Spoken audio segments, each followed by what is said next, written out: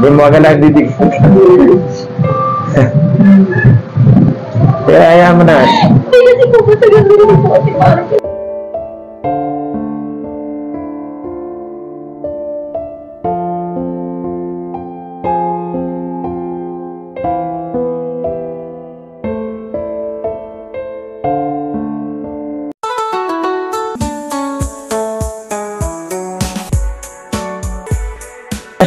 Magandang hapon po sa inyong lahat. Isa po nating kababayan na taga-Batasin, isang batang mag-aaral. Ayan, siya po yung nagbigay mensahe sa ating programang Munting Hiling upang humingi po ng tulong dahil siya po daw ay malabo na ang kanyang paningin at hindi na po nakakabasa dahil sa kalabuan ng kanyang mata. Kaya humingi po siya ng tulong na pambili daw po ng salamin. Kahapon po nandito sila. Ako, to be honest, nagpapakatutulang. Kahapon po kasi ako'y wala dito sa aking hanap buhay. Ako po ay nagsabong. Yan. Para malalaman ninyo ang aking ginagawa. Nasa sabungan po ako kahapon dahil ay naimbita upang lumaban sa Pintahasi. Pero hindi ko po sila pinapunta kahapon. Sila ay pumunta. Pasensya na kaya na. Hindi kasi naka-schedule para sa akin, hindi na talaga ako maabutan. Dahil hindi naman kayo naka-schedule para kayo ay aking harapin. Ate, pasensya na po. Ano niyo po ba siya? Pamangkin ko po. Pamangkin niyo po. Bumati po muna kayo, ate. Hello po, magandang hapon po. Sa mga nanonood po. Bangatin niyo po ang inyong pangalan. Ako po ay si Marites Mancio. Kasama ko po ang aking pamangkin na humihiling po sa munting kahilingan na salamin po o sa kanyang mata ay nilalabo po. Salamat, ate. Ikaw, anak. Bumati ka muna. Magdangitin mo ang iyong pangalan at ang iyong pangangailangan. Hello po sa lahat. Good afternoon po. Ako po si Maria Sari Mancio de la Sierra.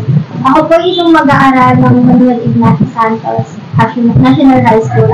Humiling po kay Kapitan Edwin Pante sa kanya pong munting hiling ng salamin po para po sa akin pong pag-aaral.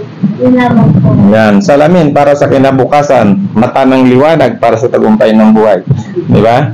Ba't asa ang pangingin na? Pero kilala mo nanay mo. Manawagan ka sa nanay mo, marin mo manood. Nanonood. Huwag na magtanim sa manood sa iyong ina. Kasi kung walang iyong ina, gaano makasama ang iyong magulang? Kung walang iyong ina, hindi ka isisila. Sumuntangan mo na.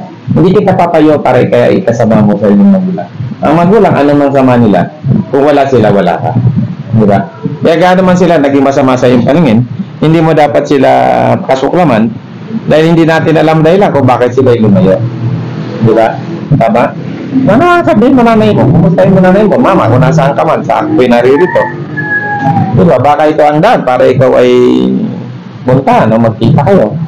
Banggitin mo ang kanyang pangalan, manawagan ka sa kanya. Dahil ang ating programa ay kung saan na nakararating. Sige na.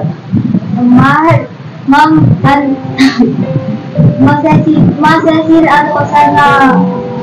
sana alam mo na kahit ano kaya, hinihintay pa rin namin pagbabalik mo sa bahay.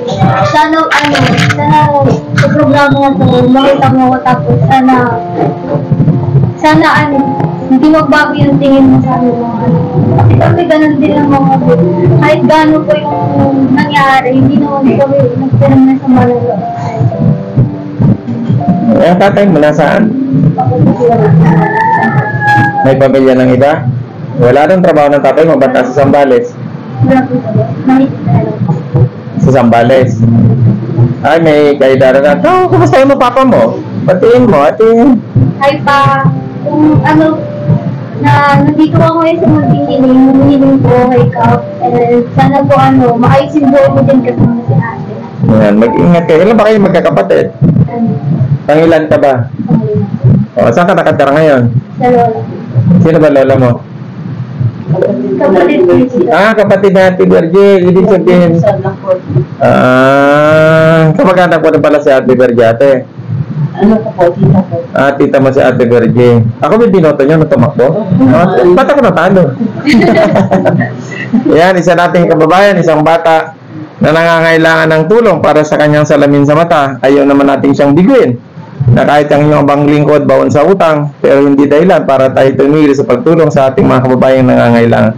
Anak, may papalayo ko lang sa'yo. Ano pangalan ng nanay mo? Cecilia. Apelido? Ate Cecilia Mancio, kung nasaan ka man, ang iyong anak, anong pangalan mo? Maria Rosario. Maria Rosario Cancio. Ayan, Cancio. Mancio, ayan. Maria Rosario Mancio. Ayan, Ate Cecilia, kung nasaan ka man, sana po ang iyong anak ay sana'y makita niyo man at talawin nyo dahil siyempre nangangailangan ang inyong anak ng pagkalinga ng isang ina. Pero ganun pa man ate, ang inyong anak ay aking tutulungan sa pamamagitan ng kanyang kahilingan para daw lumiwanag ang kanyang paningin at ang ipapayo ka sa iyo anak mag-aral kang mabuti. Diba? At nagtanong ka ng gamot ng salamin sa medyo mahal. Maaari kang maghanap ng mas mura para at may karagdagan kang may pera ka na pwede mo pang maipadadagdag sa iyong pag-aaral. At kung ikaw man ay may kailangan ng mga maliliit na bagay sa iyong pag-aaral, tayo tutulong. Lalo tigit sila sa mga batang mahiling mag-aaral. Kung ako lang naging kapitan, sabi ko nga, kung totoo tayo naging kapitan, tanalo tayo ng nakarang halalan, lahat ng batang gustong mag-aral, hindi ko kailangan na matalino, ang kailangan ko ay porsigidong mag-aral, tutulungan natin makapagtapos ng pag-aaral. Kaya ito ating programa natin ate, dito'y pagtulong sa lahat ng bagay, walang kinalaman ng politika dito. Pero malami tayong kababayan na bumoboto sa mga tao pag nabayaran ng 1,000, binoboto na. Pagkatapos ng election, nga. Yan, mga walang yung mga politiko na nangako, hindi tutuparin. Dahil ang katira nila, pinangakuan na namin kayo. Tutuparin pa ba namin? Ako na, hindi ako nanalo, di ba? Pero ako'y tumutulong tuloy-tuloy. Nakita niya, ang daming bigas. After niya, nandun ako sa Lalambak. Mamimigay kami ng bigas ni Kagawad Sani. Yan, nakaanda na para tayo tutulong sa ating mga kababayan na nangangailangan. Ako nga na ipagod na pagod kanina pang umaga, kaya napansin nyo natin, namumula ang aking mata sa init. Pero wala tayong magagawa, kailangan natin magtrabaho. Kaya anak, bilang panguling pananalita, ang masasabi ko lang sa'yo, mag-aaral kang mabuti. Ha? Ano bang pangarap mo sa buhay? Gusto ko maging Flight attendant. Mama, tayo kang iyong pangarap pa. Pero sabi nga nila, pangarap lang din naman, lubos-lubusin mo na. Pero mayawaan Diyos, malay mo mangyari yun. Yun ang bagay na hintayin natin. Ha? Ito yung pambili mo ng salamin. Di ba?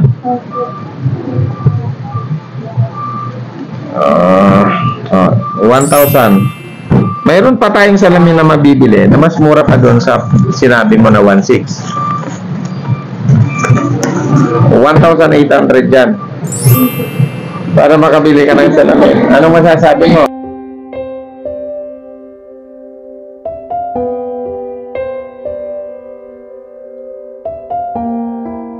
Doon mo agad nagbibigay. Kaya ayaw mo na. Ay, kasi po sa gano'n din po kasi parang po nahihirapan din po sa school eh. Pati ako sinaiyak na. O ngayon. Kahit po nasahat ko po ako kasi na ano, hindi ko po din po nakikita. Minsan po, nag-request po ako sa teacher ko lang. Ipapaprint ko na lang po. Pati tayo. Kasabay tayo sa... Ha? So, anak, ano yung mga kalahin na bibigay sa'yo ng kuya pa, no? Kalahin. Oh, mag-aral kang mabuti. Kumusta mo teacher mo? Pasalamatan mo teacher mo. Sabihin mo sa kanya, magkakasalamin ka na. Ngayon mismo, pupunta ka na.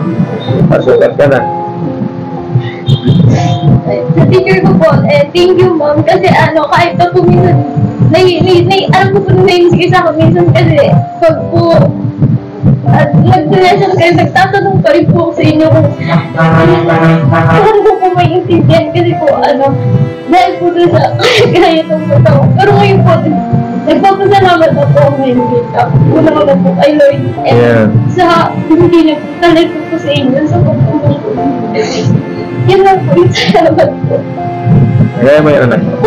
Ate kaya Ayan, isa nating bata, hindi niya akalain na siya tayo ibibigay natin, pagkakalog natin ang pambili ng bagong salamin. Ayan, matutupad na anak ang iyong pangarap na magkasalamin. Ate, ano masasabi mo sa iyong pamangkin? Magpapasalamat po ako sa inyo ka. Sa Diyos muna tayo magpasalamat lagi. Lord, na pagbubayan po nabigyan po siya ng pasalamin po. Salamat po sa lahat. Tumuha ka na sa salaminan ngayon, magpasukat ka na, nasukat na siguro, babayaran mo na, kukunin mo na lang. Bilang panguling pananalita, Pasalamat muna tayo sa Panginoon at Nagpapasalamat po ako sa Panginoon and kay Kap. Sana po marami pa po siyang matulungan. And sana po patuloy pong gamitin siyang instrumento na Lord para po sa nakaharap. yeah, sabihin mo sa mga classmate mo, mag-subscribe din sila at manood. And inaanyayahan ko po yung lahat sa mga klase ko po, sa mga estudyante po ng MIS, MSHS na i-subscribe po si Kampanya para po sa kanyang patuloy na pagtulong po sa nakararami. Yun lang po. Ayan na, kung pagpasok na siya, pag malaki mo, na ito ka bang tumulong sa akin para magkasalamin. Teacher mo, pasubscribe mo, panoorin mo, at tayo naman pagtulong. Kaya anak, masasabi ko sa iyo, mag-aaral kang mabuti. At sana, kung sino man po ang nanay nito, sana naman ate, kalingain natin ang ating mga anak dahil hindi naman nila gusto nga sila isilang. Pero bakit natin sila pinababayaan sa oras ng kanilang paglaki at pangangailangan? Sana nagbabayan po natin sila. Pero anak, ang may papayo ko sa iyo, ano man ang iyong marating, kuminhawa man ang iyong buhay, hanapin mo ang iyong ina nang walang galit sa iyong kalooban. Dahil lagi natin tandaan kung wala ang magulang, hindi tayo isisilang kailanman. At talong hindi naman natin ninais na isilang tayo bilang isang mahirap. Pero nandito ang inyong pangikot hanggang tumulong sa sino mang taong nangangailangan. Kaya anak, mag-aaral kang mabuti. Maraming salamat sa iyo. Yeah, picture tayo.